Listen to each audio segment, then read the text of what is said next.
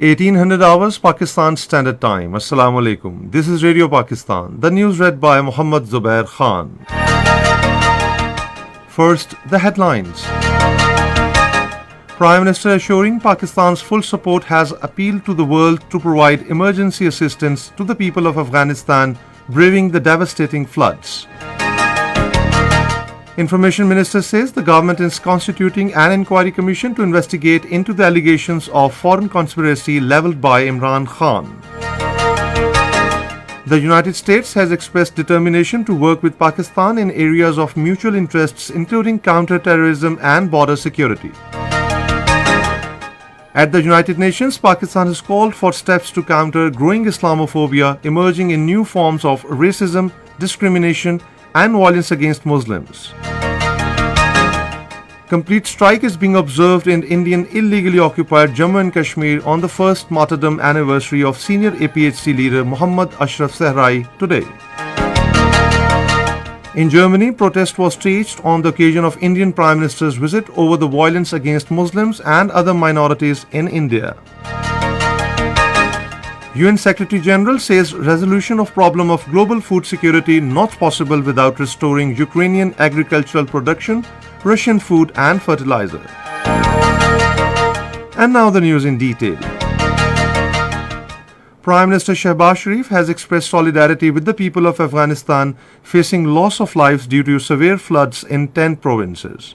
In a statement today, the Prime Minister said, "We are with the Afghan people in this difficult hour and will provide them every possible assistance."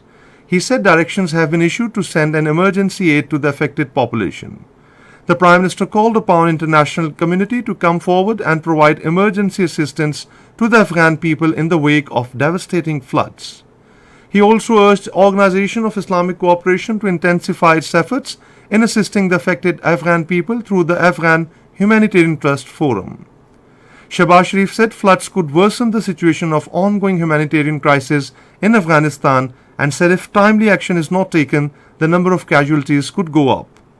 He said the international community, particularly the United Nations, should launch a program to help the people of Afghanistan by providing food, medical aid, and shelter to the displaced people.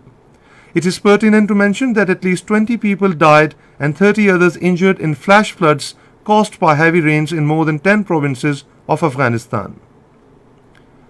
Minister for Information and Broadcasting Maryam Aurangzeb says government has decided to constitute an inquiry commission to investigate into the foreign conspiracy drama staged by former Prime Minister Imran Khan. Addressing a news conference in Islamabad today, she said this will be an impartial and independent commission and its findings will be put before the masses so that they could see for themselves as to who has hurt the interests of the country.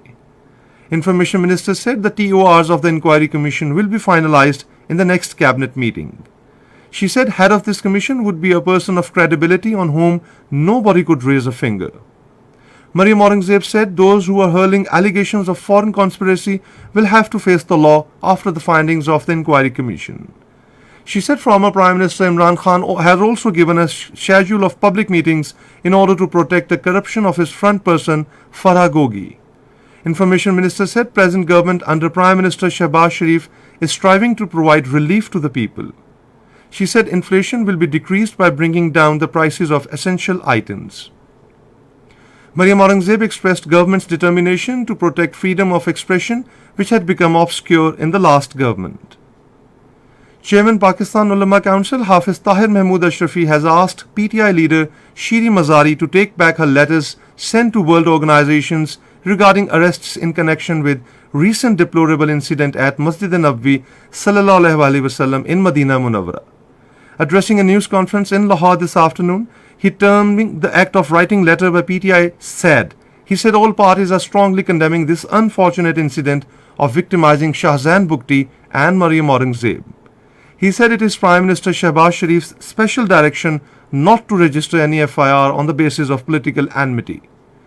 He said action is being taken in Saudi Arabia against the persons involved in the incident at Masjid-e-Nabawi sallallahu alaihi wasallam.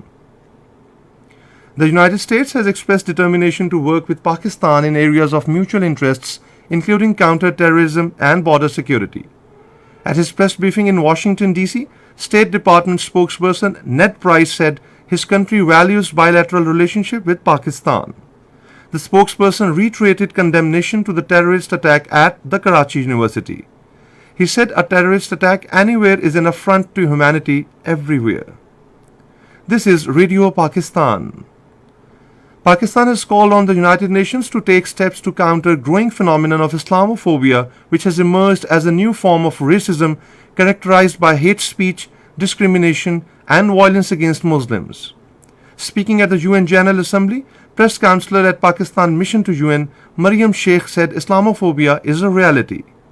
Pakistani delegates said Islamophobia's manifestations are proliferating in several parts of the world, constituting grave violations of Muslims, individuals, and communities' human rights and religious freedoms. She urged Department of Global Communication to raise awareness of phenomenon and to promote messages of tolerance, peaceful coexistence, as well as interfaith and cultural harmony amongst all religions, races, and nations. In Indian illegally occupied Jammu and Kashmir, a strike is being observed on the first martyrdom anniversary of senior APHC leader and Tehreek-e-Hurriyat chairman Muhammad Ashraf Sehrai today.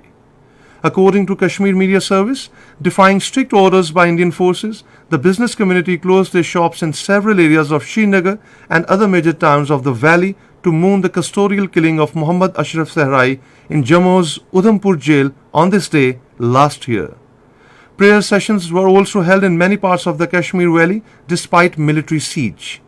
Several APHC leaders in their separate statements paid glowing tributes to the martyred APHC leader. They said the death of Muhammad Ashraf Sehrai is an irreparable loss and pledged to accomplish his mission against all odds. On the other hand, Indian Prime Minister Narendra Modi, who is on a 3-day visit to European countries, has faced protests over the incarceration of human rights defenders in Indian illegally occupied Jammu and Kashmir and violence against Muslims and other minorities in India.